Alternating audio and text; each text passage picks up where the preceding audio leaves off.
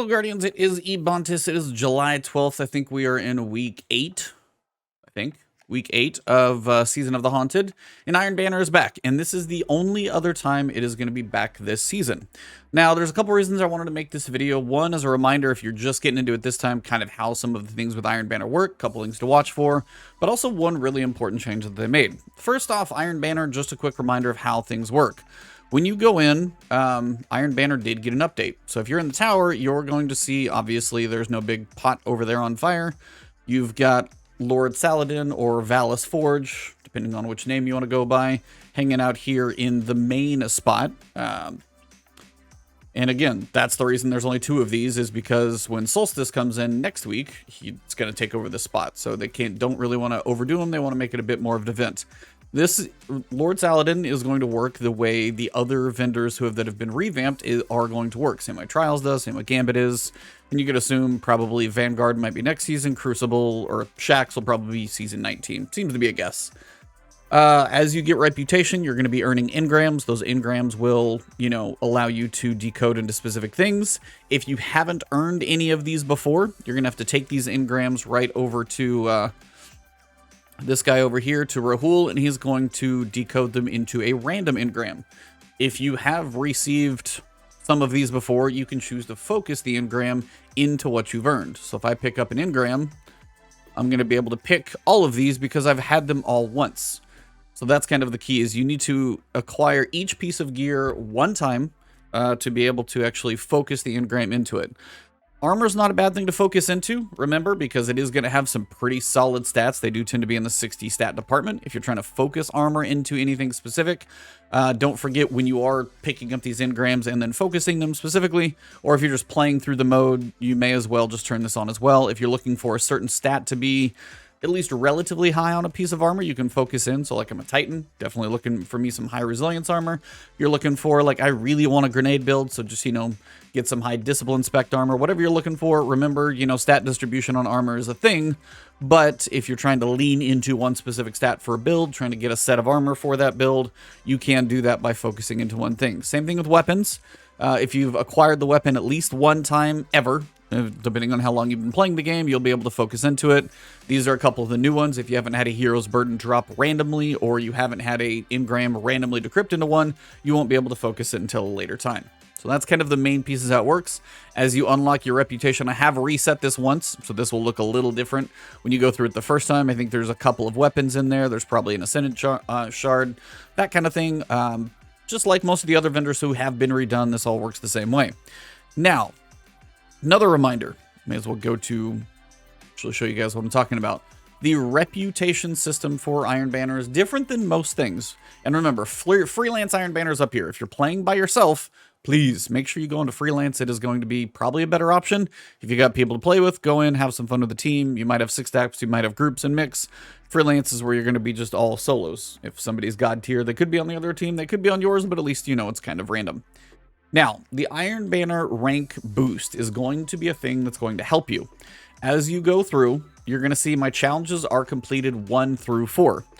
And each day on Tuesday, Wednesday, Thursday, and Friday, there's going to be a daily challenge you can do. And I think it tends to be about 3 or 4 matches of Iron Banner, and it asks for you to do it with a certain subclass equipped. I think it was Solar or Void. If you do 3, and then I think later days in the week, it's 4 matches for the daily challenge, and it just kind of accumulates them all together. So tomorrow it'll be like 3 of 6 or whatever it is. So you do have to do those matches each day. So if you do 20 matches today, it doesn't roll over tomorrow. You'll have to do 3 more. So if you're looking to be as efficient as possible in theory, and if you had time this weekend, for example, what you would do is do like whatever your minimum match is today on Tuesday, and then Wednesday, do your minimum matches required for your daily challenge. Thursday, do your minimum matches for the required challenge, and then Friday, then you can play to your heart's content, and you would be playing at the most efficient way possible. Same also works if you cannot play until Friday. You'll actually have all of the daily challenges available to you in succession. So if you do your first 3 matches, then the next daily challenge would open up, and then your next matches, and then that would go straight through. So if on Friday, when all of the daily challenges are available after reset, right when Zer gets here, if you jump into Iron Banner and then you play like 18 matches in a row, you would in theory unlock the complete rank boost as well. So that's what the challenges completed stands. You can see that my rank boost is 4.4x. So I will be earning it quicker than I would be otherwise. But when you get to the end of the week, you're like at 11x or something crazy. It adds up a lot more. Now you also notice Iron Banner gear and then Iron Banner emblem. All of these pieces are going to add to your bonus. The emblem is basic. Go find any emblem, or if you don't have that one, but the easiest thing to do is you can go through your flare, go to your emblems, go to competitive, and go find and see if you've got any of them. Iron Hero, the Visage of Scory, if you've got the Golden Standard, anything that's related to PvP. Specifically Iron Banner, anything usually with the tree on it or the wolves is likely to qualify. Cast Iron should do it. All of these should qualify, and this is going to be the new one, theoretically, that you can earn with a reputation. When you get that one unlocked, you could equip it as well. But to make sure it is a proper emblem, you want to make sure it's equipped. Like if I come out here, and I go check, you can see right now my Iron Banner emblem is 0 of 1. And then if I go put an Iron Banner emblem on either one of them, and then I come back out here, you can see it is 1 of 1. So just make sure before you start playing, especially if you're going for reputation, if you have an Iron Banner emblem anywhere, pull it out of collections. If you are a brand new player and you've never played Iron Banner, you're going to have to just earn the emblem and then make sure you equip it as soon as you can. The final piece is the Iron Banner gear. You're going to have pieces of gear that you're going to be able to earn. Now, is it going to be the best stats in the world? Probably not. That's kind of the point of all of this. But what you'll notice is I don't have all of Iron Banner equipped, but I still have 5 of 5. So if you pull this up, you're going to say you have a total of 5 possible slots where you can have Iron Banner bonus gear equipped. It can be armor, which I have 4 pieces equipped. Iron Forerunner is the set I've got, but any Iron Banner old armor will work. And I've also got an Iron Banner weapon equipped. Now, if I unequip the weapon, come back out here, it's going to say 4 of 5. Now, there's one thing I want to show you guys. If you have a piece of old Iron Banner armor, like this one is specifically not Iron Banner. This is just a basic Scorn chest piece. Nothing is going to change. Still 4 of 5. But if I go into the piece of armor, and if you have transmogged any Iron Banner, which is, if you got any transmog, it might be worth doing this to 1 or 2 pieces. If you have 1 piece of Iron Banner as a transmog ornament, you can actually equip that, and you can turn around, and that will count as your 5th piece as well. So it's either going to be an ornament or the piece of armor. And then the interesting thing is, you can actually take a piece of armor. I don't know if I've done it to this one specifically or not. Have it here. I need to find a piece that I've got. So this is an Iron Fellowship plate. So this one has the recent actual ornament on it, but the plate is there. So you'll see that I'm still 5 of 5. But now if you watch, I'm going to change my boots. These are not Iron Banner related at all. Takes me down to 4. But what you can do is if you actually have a Iron Banner piece of armor, and then you're able to equip a different ornament. So notice this is the Iron Fellowship plate, and I can put the Iron Simeki, which is probably the wrong pronunciation. I can put that on there. So now it's technically 1, 2, 3, 4 for the piece of armor, 5 for the ornament. We can go out and check. We are officially 5 of 5. So that is all the different ways you can get your reputation. If you have unlocked transmog ornaments for Iron Banner, you can do that. If you have pieces of Iron Banner armor, you can use those. If you want to use an exotic, for example, and just mess with whatever weapons you want to use, then it's probably going to be advantageous for you to do something like this, and then maybe you want to equip an exotic. So if you got some transmog slots left over, anything like Synth Cord or something like that you haven't used, then it might be a good time to unlock 1 or 2 ornaments for Iron Banner, equip those to a couple pieces, and that's going to help you be more efficient in your reputation gains. So I know that kind of covers a lot for Iron Banner in and of itself, but they did change this up quite a bit, so I wanted to cover all the pieces again, and this is the last time you're going to be able to do that this season. I don't know if they're going to do it 3 times next season, or if it's always just going to be twice, but making the most of your, time to get the Iron Lord emblem is going to be a thing, or the Iron Lord title, which is the final thing over here. So you're going to have win matches across Iron Banner playlists. That one I had played quite a bit before, so that one was actually already unlocked. I don't know what the total is. It says you need 30, so I don't know if you need to win 30 matches, but That will be a thing that probably happens over the course of getting all of these. Acquire Iron Banner armor, so you're going to need a certain number of pieces, basically, to get that one done. Acquire Iron Banner weapons, so you're going to unlock pretty much all of the weapons. You should be good. Earn points by completing objectives. This is going to be related to things very close to the Spark, because this one is around Rift.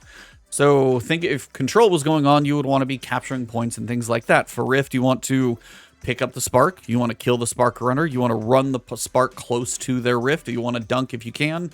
But again, doing things always around the Rift itself is going to be your benefit of moving Orwing Spirit along. This is probably going to be the last one I do, depending on how things fan out, but focusing on the Spark and not just like going randomly killing people is how you will move this one. If you aren't near the Spark, doing things, interacting with the Spark, picking it up, killing the other one, or running it, for example, don't be afraid to pick it up. Pick it up and run. Complete Iron Banner challenges. These are the daily challenges that I'll be working on. Third, you need a total of 12. So if you are trying to do this time, you are going to need to do the Iron Banner challenges on multiple characters. Otherwise, you will probably have to wait till another season to get the Iron Banner title. If you didn't do this last time, you will need to do this on multiple. Like, I did 4 challenges last time on one character. This time I'm going to have to do 4 on my Titan. I'm going to have to do 4 challenges on my Warlock or my Hunter to finish this one up this time. So my last ones are going to be based in probably another class. Last one is going to be Reset Iron Banner. So you're going to have to do 2 rank resets, which is going to take you a little while, but multiple classes can help you with that. So that covers just about everything with Iron Banner. There's one other thing to tell you guys. Iron Banner, Rift before. You may love it, you may hate it. Play the objective. It gets to be kind of fun. If you get into it, kind of figure out a loadout that works for different maps, you can have some fun. But one thing they did implement this time is a mercy rule. If the score is like 3-0 or 4-1, if it gets to where it's 3 apart, mercy will kick in. So if you're running with a group in normal and you're stomping the other team, could go fast. If you're getting stomped, you're still technically finishing the matches. Now, the Aura Wings thing could go slower, but the matches will be finishing. Same thing with Freelance. Try and play the objective, because this is going to make a difference. But the biggest thing is Mercy is actually going to be an option, because if you're getting stopped 3-0, then all of a sudden your team decides to try and make it 3-1, it just drags out the match, and you're not likely to win it anyway. So at that point, if it gets the 3-0, or if it's 1-4, and they just stomp you, it's over, and you move on to the next match. So it's just a really good change that is nice to see, kind of a positive shift. So this basically covers everything for Iron Banner. I wanted to remind you guys how the gear works, how the rank boosts work, how the challenges work, how the gear options can work. Don't forget about the emblem. And then, of course, if you need to know how the Spark and the Rift work, pick up the Spark, run it, and dunk it into the Rift just by being near it, and you're good. But Mercy will be in effect, and then focus up all your Engrams that you want. Apparently, if you did have Engrams left over, I had 2 of them. They did carry over from last time, so at least I didn't wipe those out. If you guys enjoyed the video, drop a like below. If you found this beneficial, share it with a friend who may need it if they're clueless about Iron Banner and not entirely sure how it works. But if you enjoyed it, drop a like, leave a comment below if there's anything I may have missed, or if you just want to say hello. If you want to find me on Twitter or Twitch, it is Ebontis. If you want to subscribe to this channel, hit that button, hit the alert bell next to it. It helps my videos make it to you, which I'll continue to have Destiny content to you coming on this channel, always, as long as I can. If you are a YouTube member or Patreon sub, thank you for that extra support. Have a good one. See you soon.